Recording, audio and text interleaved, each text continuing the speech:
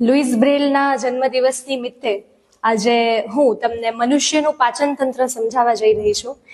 Braille લિપિ અમારા માટે વરદાન સ્વરૂપ છે. અમારી આંખ એટલે બ્રેલ લિપિ. નોર્મલ જે વિદ્યાર્થીઓ હોય છે એ પોતાની બુક દ્વારા અભ્યાસ કરતા હોય છે અને અમે અમારી બ્રેલ લિપિ દ્વારા ભણીએ છીએ અને એ જ બ્રેલ લિપિ દ્વારા અમે આકૃતિઓ સમજતા હોઈએ છીએ અને એની જ એક આકૃતિ, એમાંની જ એક બાયોલોજીમાં આવતી આકૃતિ એટલે મનુષ્યનું પાચન તંત્ર. તો એ હું આજે તમને સમજાવવા જઈ રહી છું.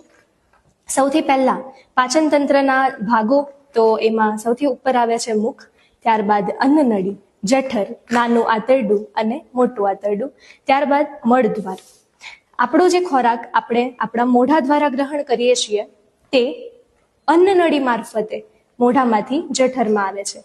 જઠરમાં પ્રોટીનનું પાચન શરૂ થઈ જાય છે. મોઢાની અંદર જ્યારે ખોરાકનો પ્રવેશ થાય છે ત્યારે સ્ટાર્ચનું પાચન શરૂ થાય છે. જ્યારે ખોરાક જઠરમાં આવે ત્યારે પ્રોટીનનું પાચન શરૂ થાય છે.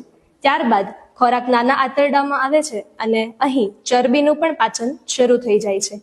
અહીંથી વધેલો ખોરાક એ મોટા આંતરડામાં જાય છે અને અહીં પાણીનું શોષણ કરવામાં આવે છે ખોરાકમાંથી, અને વધેલો જે ખોરાક હોય છે એને મળદ્વાર દ્વારા શરીરની બહાર ત્યાગ કરવામાં આવે છે.